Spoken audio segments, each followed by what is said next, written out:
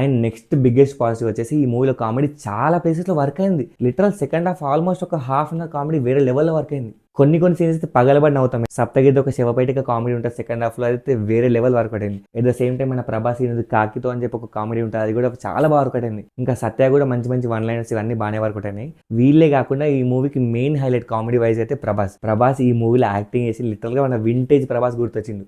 బుజ్జిగాడ్లో ఏ level of timing ఉందో ఈ లెవెల్ ఆఫ్ టైమింగ్ మనం ఈ మూవీలో మళ్ళీ చూసినాం. ప్రభాస్ మేనరిజమ్స్ అయినా, ప్రభాస్కి ఇచ్చే వన్ లైనర్స్ అయినా, కామెడీ అయినా, ఆయన ఇచ్చే చిన్న చిన్న ఎక్స్ప్రెషన్స్ అయినా చాలా బ్యూటిఫుల్ గా వర్క్ అయినాయి. కామెడీ కాకుండా ఈయన ఎమోషనల్ సీన్స్ ఉంటే, ఎస్పెషల్ సెకండ్ హాఫ్లో ఒక ఎమోషన్ పడుతుంది హాస్పిటల్ సీన్లో, వాళ్ళ నానమ్మకి ప్రభాస్కి మధ్యలో అక్కడ యాక్టింగ్ మాత్రం లిటరల్ నాకు యోగి మూవీలో ప్రభాస్ గుర్తొచ్చిండు. ఆ లెవెల్ ఆఫ్ ఎమోషనల్ యాక్టింగ్ ఉంటుంది.